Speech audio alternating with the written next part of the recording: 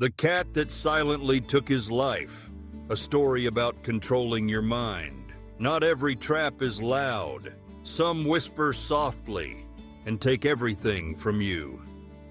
The first indulgence feels harmless until it becomes the thread that unravels your entire life. This is the story of a monk who lost his path because he let in one small distraction. There was once a revered monk who lived atop a mountain monastery, far from the noise and temptations of the world. He had spent decades in silence, wisdom, and meditation. People from every corner came to hear him speak, even if only a sentence, for in his words, they found the truth. But on the final day of his life, the old monk did not offer a sermon or a grand farewell. As he lay surrounded by his disciples and villagers, drawing his final breaths, he turned to the young monk who would become his successor and whispered, "Remember one thing, never allow a cat into your life." And then he closed his eyes and was gone. The crowd was stunned. The young disciple was speechless. What kind of final advice was that? A cat? The funeral was held with great reverence. But while others moved on, the young monk remained burdened by confusion.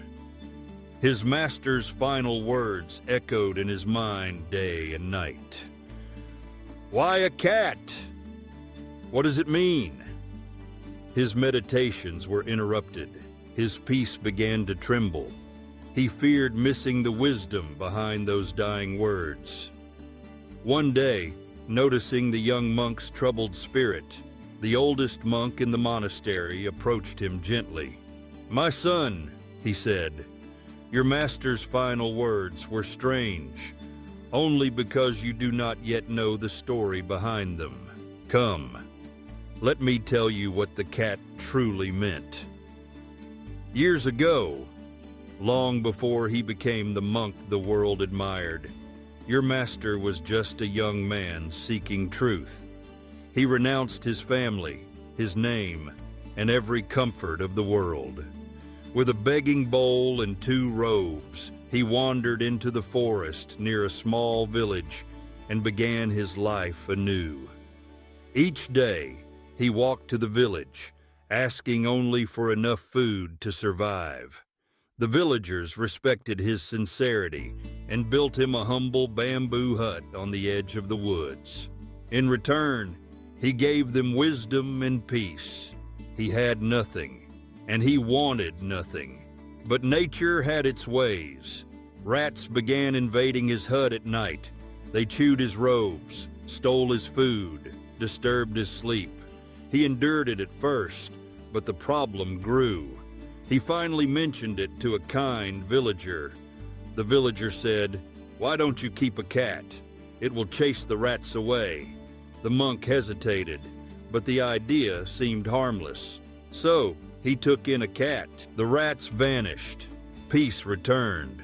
But soon, he faced a new issue. The cat needed milk. Now, the monk had to visit the village multiple times each day, not for himself, but for the cat.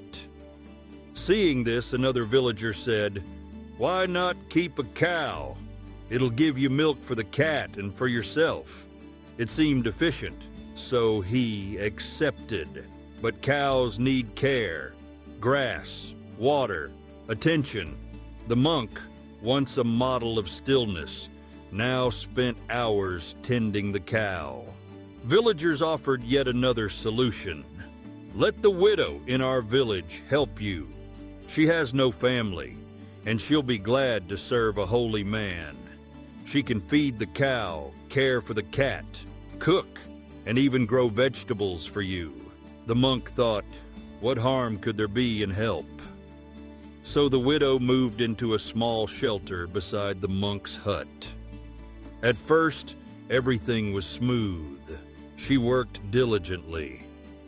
The monk meditated in peace, but slowly, They began spending more time together, working in the field, eating together, tending the animals. Time blurred lines. Proximity grew into affection. The affection deepened into desire. Eventually, the inevitable happened. The woman became pregnant. The monk, the one who had renounced family, name, and self, now found himself a father once again. He worked in the field all day to support his new family. His meditations faded. His teachings stopped.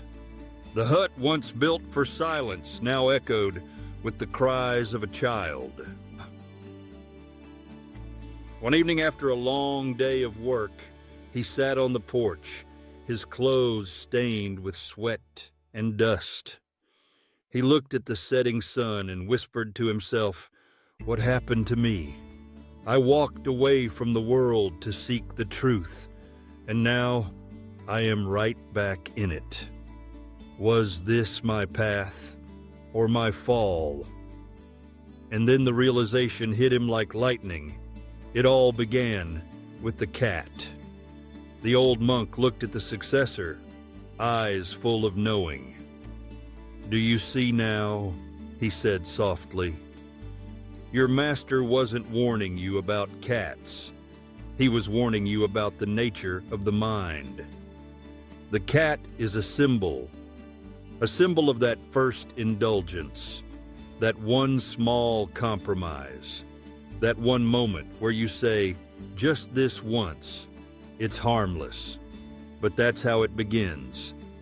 You give the mind a little room, and it asks for more.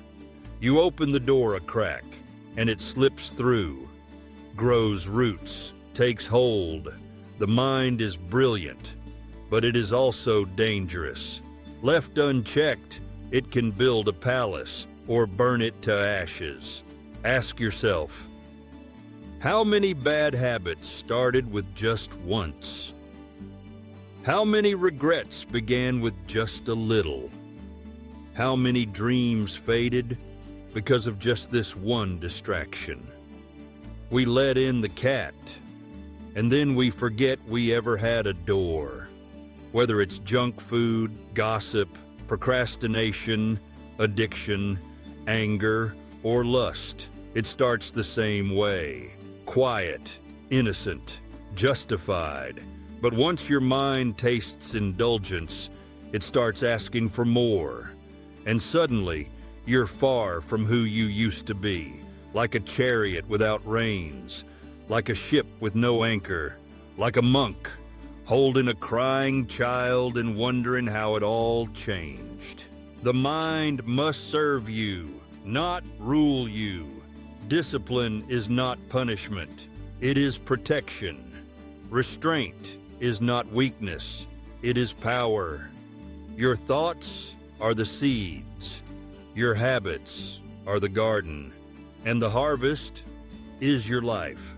So beware the cat, because the cost of a moment's indulgence could be a lifetime off your path. If this story made you pause, if it reminded you of your strength, your clarity, or your silence, then stay with us. Subscribe to Whispers Within, because the greatest battles are not outside, they're in the mind. And sometimes it takes a story to remember who we truly are.